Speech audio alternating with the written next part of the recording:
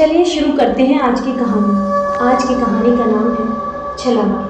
अलीगढ़ के एक छोटे से गांव में रातें हमेशा डरावनी हुआ करती थी। लोग कहते थे कि यहाँ एक छलावा नाम का रहस्यमयी साया घूमता है जो रात के अंधेरे में लोगों को अपने वश में कर लेता है। इस साये के बारे में गांव के हर घर में किस्से सुनाए जाते थे। कोई कहता था कि वह एक भूत है जो अपने जीवन में अन्याय का बदला लेने आया है, तो कोई उसे काला जादू मानता था। मुकेश, जो कि गांव का एक युवा किसान था, इन कहानियों पर कभी यकीन नहीं करता था। उसे लगता था कि ये सब मनगढ़ंत कहानियां हैं जिनका कोई आधार नहीं है। लेकिन एक दिन उसकी सोच बदल गई।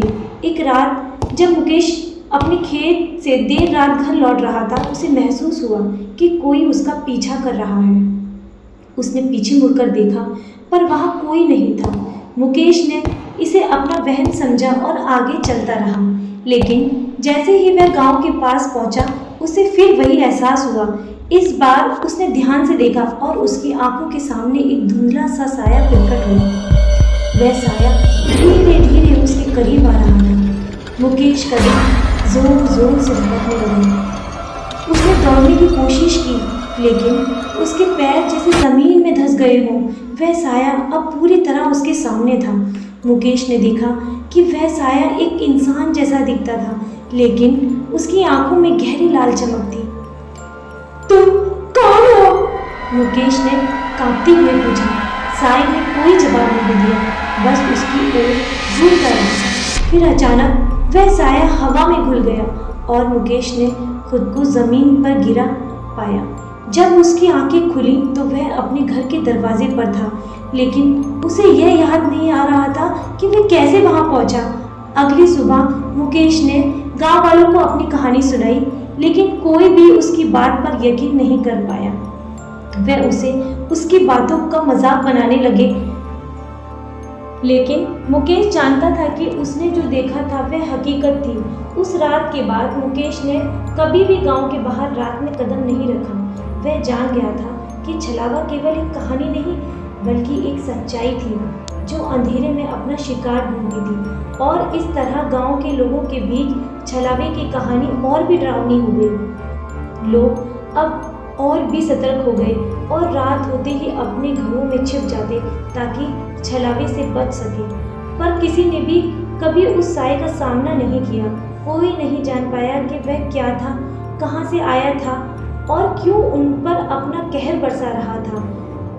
वह छलावा एक रहस्य बनकर रह गया जो अंधेरी रातों में गांव के हर कोने में छाया रहता था।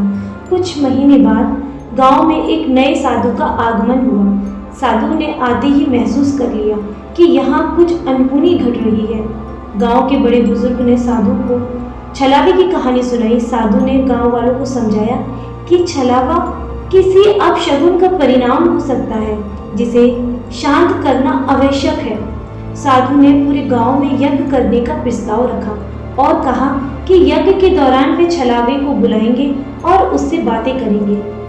गांव के लोग जो पहले साधु की बातों पर संदेह कर रहे थे, अब डर के कारण राजी हो गए। यज्ञ की रात आई। साधु ने गांव के सबसे पुराने पीपल के पेड़ के नीचे यज्ञ मंडप तैयार किया। गांव के सभी लोग इकट्ठे हुए और साधु ने मंत्र उच्चारण शुरू किया। जैसे जैसे मंत्र तेज होते गए, हवा में एक अजीब सी हलचल होने लगी।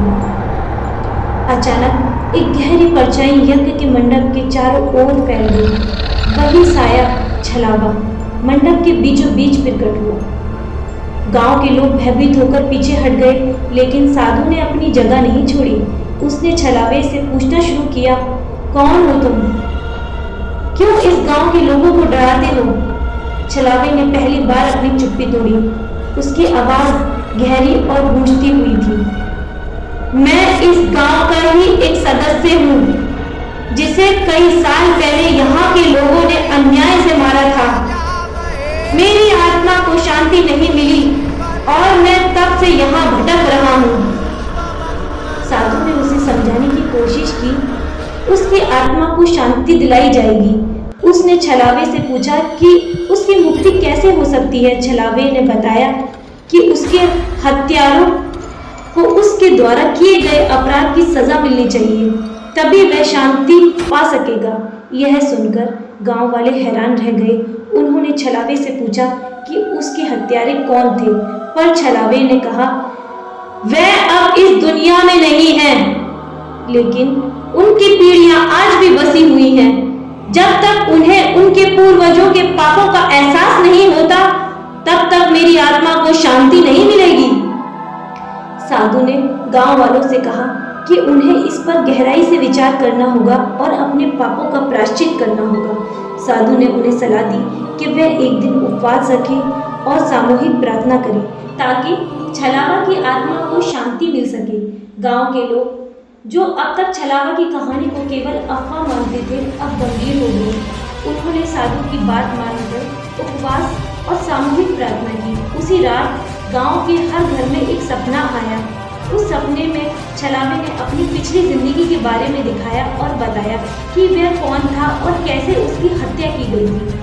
सुबह होते ही गांव वालों ने एक बड़ा हवन किया और छलावे की आत्मा को शांति के लिए प्रार्थना की। उसके बाद छलावे का साया कभी किसी को नहीं दिखा, लेकिन गांव के लोग अब भी उस घटना को याद रखते हैं और अपने पूर्वजों के कर्मों का एहसास करते हुए हमेशा अच्छे कर्म करने की कोशिश करते हैं। इस तरह कहानी का अंत हुआ। ऐसी ही मज़ेदार कहानियों के लिए बने रहे हमारे साथ और सब्सक्राइब करें हमारे चैनल क्रिएटर ऑफ शैडोज।